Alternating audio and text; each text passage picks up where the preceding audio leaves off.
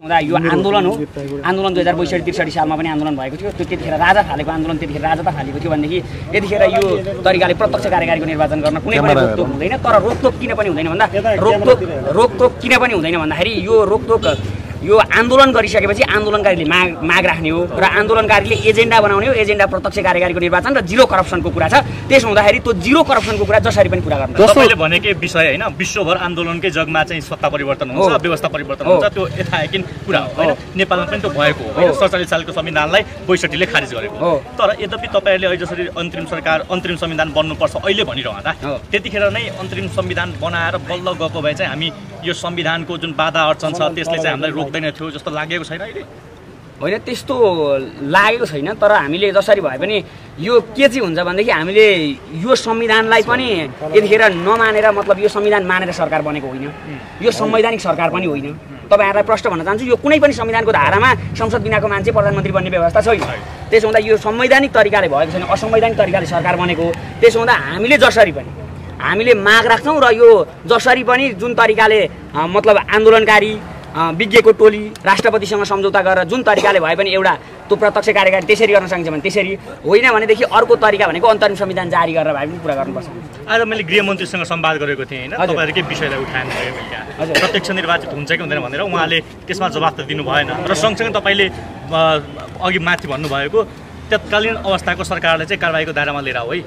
जसले गोली जलाउन निर्देशन दियो उसलाई चाहिँ कारबाही गर है भनेर भनिरहन्छ उहाँले त्यो विषयमा चाहिँ आयोग गठन छ हामी छलफल गर्दैछौँ भन्नुभयो सिडिओ साहबलाई किन कारबाही नगरेको मैले सोध्दै गर्दा मन्त्रालयमा किन तान्नुभयो भनेर सोध्दै गर्दा उहाँले यो विषयलाई विषयान्तर नगर्नु भन्नुभयो तपाईलाई यति बेलाको गृहमन्त्रीसँग विश्वास लागेको छ छैन है गृहमन्त्रीसँग विश्वास लागेको छ छैन भन्दै गर्दा फेरि पनि गृहमन्त्रीले काम गर्नुपर्छ क्या विश्वास त हामीले उहाँनेरि आन्दोलनकारीको मतलब आन्दोलनबाट नियुक्ति हुनुभएको हो हामीले उहाँलाई मतलब कि यो उहाँ नै हुनुपर्छ भनेर भने होइन क्या यतिखेर आन्दोलनकारीको यो मागलाई पुरा गर्नुपर्छ अघि तपाईँले भन्नुभयो आन्दोलन के अरे गृहमन्त्रीले प्रत्यक्ष कार्यकारीको निर्वाचन हुन्छ हुँदैन उहाँलाई सोध्दैन होइन नि तपाईँले कि राष्ट्रपतिलाई सोध्नुपर्छ नि त तपाईँले प्रधानमन्त्रीले त भनिसक्नु हुँदैन अब राष्ट्रपतिले हुन्छ भन्नु पर्यो नि त राष्ट्रपतिले तपाईँलाई मान्नु भएको छ राष्ट्रपतिले संविधान मान्नुहुन्छ राष्ट्रपतिले संविधान मान्नुहुन्छ भन्नाले राष्ट्रपतिले संविधान मान्नु भएको भएदेखि किन के अरे अहिलेको प्रधानमन्त्री नियुक्ति गर्नुभयो त नि हो त्यसो हुँदाखेरि यो आन्दोलनकारीका माग हुन् आन्दोलनकारी जस्तो एउटा प्रश्न तपाईले हिजो पूर्व प्रधानमन्त्री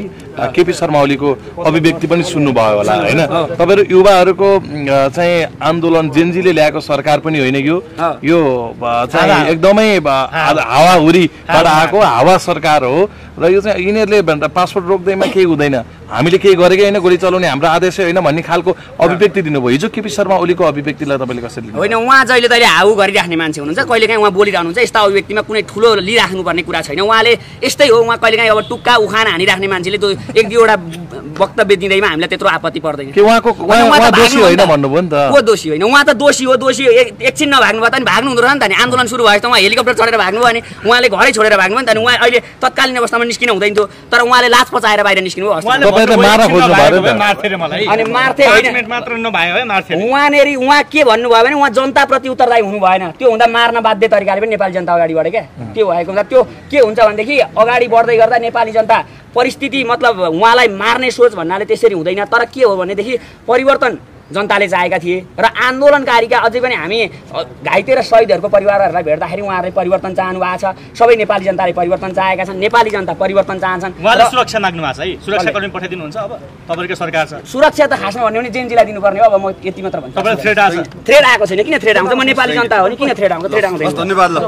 हामी हाम्रो भाइ प्रवेश दाहालको जुन नेतृत्वमा हामी आएको छौँ उहाँले के भन्नुभयो भने हामी मात्रै अगाडि बढ्ने होइन हामीले घाइते र पीडित जुन शहीद परिवार हुनुहुन्छ उहाँहरूलाई पनि अगाडि बढाउनुपर्छ दिदी हामी सबै मिल्नुपर्छ तपाईँहरू पनि फिल्डमा खटिनु भएको थियो यी सबै मान्छेलाई समेटेर हामी अगाडि बढौँ भन्नुभयो उहाँहरूको एजेन्डा जुन अघि भर्खर उहाँले पढेर सुनाउनु भयो त्यो सबै मलाई सही लागेर चाहिँ म उहाँहरूलाई समर्थन गर्न आएको जस्तो अब तपाईहरुले अहिले नै यो सरकारबाटै अन्तरिम संविधान जारी होस् र कार्यकारी प्रधानमन्त्री नै हुने गरी चुनाव होस् भनेर तपाईहरु लाग्नु भएको छ हैन तपाईहरुलाई लाग्छ त्यो सम्भव छ जस्तो लाग्छ अब नेपालमा हाम्रो कानुनमा त यो कम्मर भन्दा तल मात्रै गोली हान्नु भन्दा टाउको र यहाँ छाती छेड्न सकिदो रहेछ सरकारमा भनिसकेपछि यो सानो कुरा त किन नसकिने यो त हामी तपाईहरु जनता पनि अहिले मिडिया तपाईहरु यत्रो खिचिराख्नु भएको छ तपाईहरुलाई लाग्छ कि लाग्दैन त ल भन्नुस् न प्रत्यक्ष कार्यकारी निर्वाचित प्रधानमन्त्री होस् भन्ने लाग्छ कि लाग्दैन तपाईँ हामी जनतालाई मात्रै नभएर हो चाहना छ नि सबैको सरकारले चाह्यो भने जे पनि हुँदो रहेछ क्या यहाँनिर कम्मर भन्दा तल गोली नहान भन्दा त यहाँ टाउको उडाउने छाती उडाएर यहाँनिर आज ती भाइहरू आज हस्पिटलको बेडमा लडिरहेका छन् भने त्यो यति चाहिँ अब एउटा प्रत्यक्ष कार्यकारी हो। फेरि हामीले आफ्नो स्वार्थको लागि भनेको होइन, हामीले देश जनता र जतिजनाले हामीले रगत बगायौँ ती सडकमा उहाँहरूको माग पुरा हुन्छ भन्ने उहाँहरूको विषयमा राम्रो मान्छे छानौँ, शिक्षित मान्छे छानौँ, जसलाई चाहिँ हाम्रो देशको संविधान ऐन कानुन हो त्यो जसलाई थाहा छ त्यसलाई अगाडि बढाउँ भनेको, जसलाई पनि बाटोबाट टिपेर ल्याएर नगरौँ भन्न खोजेको मैले यसमा चाहिँ। त्यही भएर उहाँहरूको माग म एकदमै समर्थन गर्छु। सुदनजीहरू पनि तपाईँहरूको टिममा आउनुहुन्छ, आज देखिनु भएन तपाईँहरूसँग? उहाँहरूले के भन्नुभएको छ भने अब उहाँ हाम्रो जुन सुदन गुरुङ दाई हुनुहुन्छ, उहाँ हाम्रो जेनजी पुस्ताभन्दा अलिकति उमेर माथि हुन्छ, उहाँहरूले के भन्नुभयो भने यो जेनजीको लडाइँ हो, तपाईँहरू अगाडि सबैजना मिलेर लड्नुहोस्, हाम्रो साथ समर्थन र सपोर्ट छ भन्नुभयो उहाँले।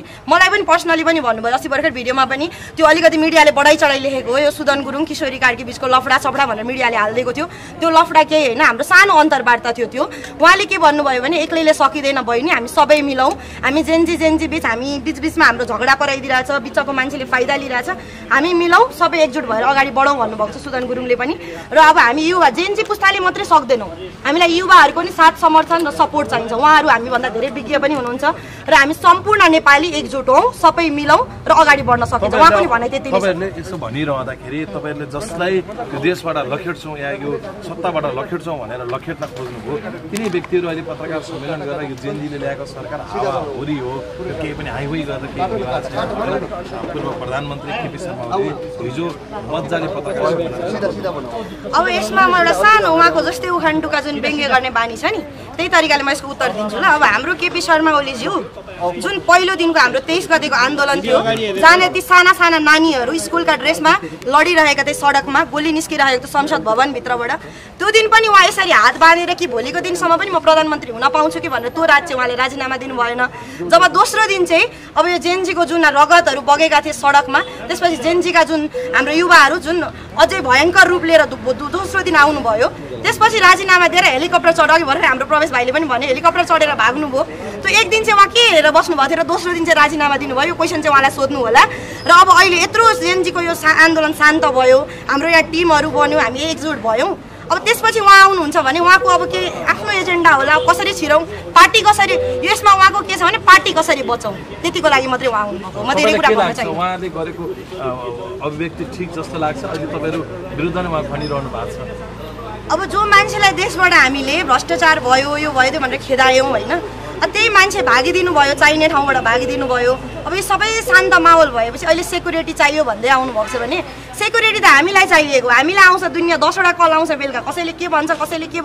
कसैले थ्रेट दिन्छ, त्यो भनेको जेनजीलाई सुरक्षा, अहिले घाइतेलाई सुरक्षा भनेको घाइतेलाई र शहीद परिवारलाई। गएर घर जलाउँछौँ, अब अहिले बसेको ठाउँ पनि जलाइदिन्छौँ, मारिदिन्छौँ, गोली हान्छौँ भन्नुभयो नि त जेनजीहरूले नि हो। हाम्रो यहाँ कसैको अनुहार देख्नु भएको छ मिडियामा हामीले गएर जलाउँछौँ घर जलाउँछौँ भनेको?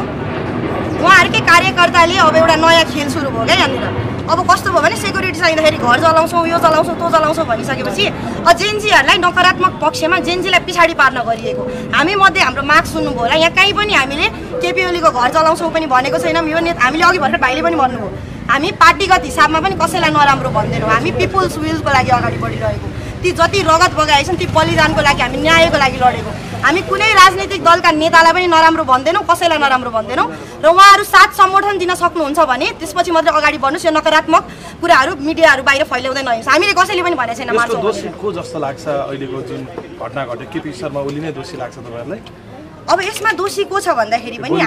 हामी जेनजीका जति पुस्ता छौँ, 22 र 23 गते हाम्रो एजेन्डा के थियो भने भ्रष्टाचार रोकिनु पर्यो, हाम्रो देशमा एउटा सुशासन चाहियो, हाम्रो देशमा जति पनि अब युवाहरू छन् बाहिर किन गइरहेछन्, हाम्रै देशमा रोजगारी होस्, यो नेपो किट्स जस्तो कुराहरू भयो, यो भ्रष्टाचार गरेका सम्पत्तिहरूको छानबिन हुनु पर्यो भन्ने यस्ता विषयहरूको माग लिएर हामी अगाडि बढेका थियौँ। र यति माग मात्रै हाम्रो थियो। अनि यहाँनिर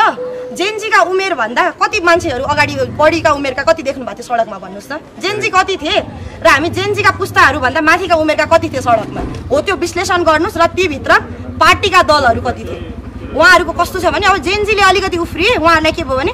अदालत जलाउने, जजको मुद्दा मामला छ उता अदालत जलाउनतिर लागे, जेलमा जतिजना उनीहरूका प्रतिनिधिहरू छन् उता जेल जलाउनतिर लागे। आफ्नो फाइदा स्वार्थ हामीलाई यो घुसपेट भएको यो भित्र। तपाईँहरू पछि यहाँ विभिन्न ठाउँमा सिसिटिभीहरू छ भने त्यो फुटेजहरू पनि चेक गर्नु होला। यी जेनजीका प्रतिनिधिहरूले गरेको होइन, यो घुसपेट भएको हो। र मैले धेरै कुरा भन्न चाहिनँ। अब हामीलाई भन्दा पनि बढी घाइते र पीडितहरूलाई हामी अगाडि मिडियामा ल्याउन चाहन्छौँ र उहाँहरूको लागि हामी जे पनि गर्नेछौँ र अन्तिमसम्म हामी लडिरहनेछौँ। धन्यवाद।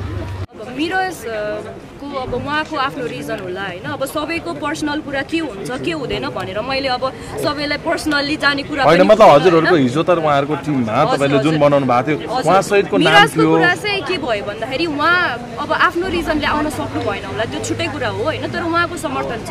र यो कुरा सुदनजीको सुदनजी चाहिँ हामीले अब सल्लाहकारको रूपमा लियौँ हामीले लिडरको रूपमा लिएनौँ किनभने उहाँ हामीले चाहिँ यहाँ अब 28 वर्ष मुनि जेनजीको हामीले अब वार्ता टोली फर्म गऱ्यौँ होइन अब सुदनजीले प्रोटेस्टको दिनै पनि के भन्नुभएको छ भन्दाखेरि म चाहिँ जेनजी होइन म चाहिँ यहाँ भोलिन्टियरको रूपमा आएको हो र हामी भोलिन्टियरको रूपमा हामीले सहयोग गरिरहेछौँ भनेर भन्नुभयो त्यो प्रोटेस्टको भोलिपल्ट पर्सिपल्ट म त्यो डेट कन्फ्युज भएँ तर त्यो दिन पनि उहाँले इन्टरभ्यू दिँदाखेरि पनि उहाँले के भन्नुहुन्छ हामी जेनजी होइन हामी भोलिन्टियर होइन त्यो एउटा पोइन्ट भयो है अनि अर्को कुरा भनेको उहाँको एजले दिएन अनि अर्को कुरा उहाँ जेनजी उहाँको केसमा त त्यो भयो मैले भन्न खोजेको तपाईँहरू एक नहुँदाखेरि झन् तपाईँहरूको मुद्दा त बलियो भएन तपाईँहरूलाई त झन् समस्या पर्ने भयो नि त एक नभएको होइन उहाँहरू हामी सबै एउटै नै हो हामी सँगै नै गइरहेछौँ उहाँहरूको पनि समर्थन छ उहाँ हाम्रो सल्लाहकार अब हामीले उहाँसँग सल्लाह लिइरहेछौँ हामी सबै एकजना भएर गइरहेछौँ अब यो मिडिया मैले भन्न खोजेको हिजो आएको समाचार अनुसार